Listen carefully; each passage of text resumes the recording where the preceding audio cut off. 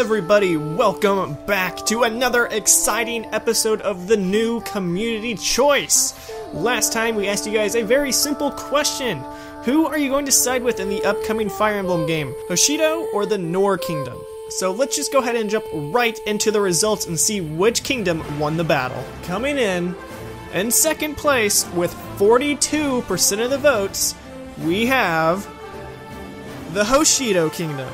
I was actually really surprised that this one lost. I would expect more people to vote this one than the Noir Kingdom, but you know, whatever, it works. I won't reveal too much about the story, so don't worry, but just to go into a little bit of detail, the avatar is from the Hoshido tribe. They were born into that kingdom, so that's where they were born. They were born in Hoshido. But on a trip across the land, you are kidnapped by the Noir Kingdom and raised as their own child.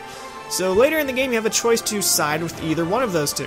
And siding with the Hoshido Kingdom means that you are siding with your actual family, the people that gave birth to you, and they were actually related to you. Personally, I thought that's what I'm going to go for, but apparently I am in the minority here. Because coming in at number 1 with 52% of the votes, we have the Noir Kingdom. And while I do understand why this one, I was just kind of shocked. Like I said, as a baby, you are kidnapped by the Noir Kingdom, and you're raised as one of their own. They treat you just like you are one of them. As time goes on, you go up there and you get to know your new family, and they actually become family to you.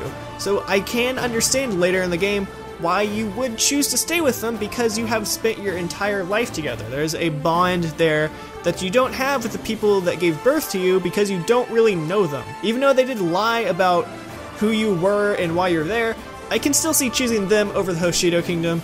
Very interesting results, and I'm very glad I asked that question. Well, that was a quick episode.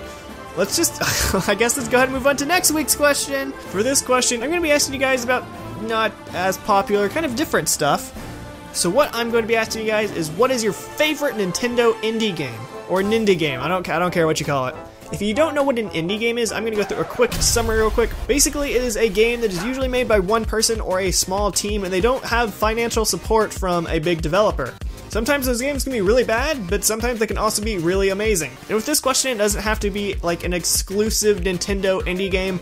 I don't care if it's on a different console, as long as it's on the Nintendo console. So things like Shantae and Shovel Knight are totally viable options. You can vote for them as much as you want.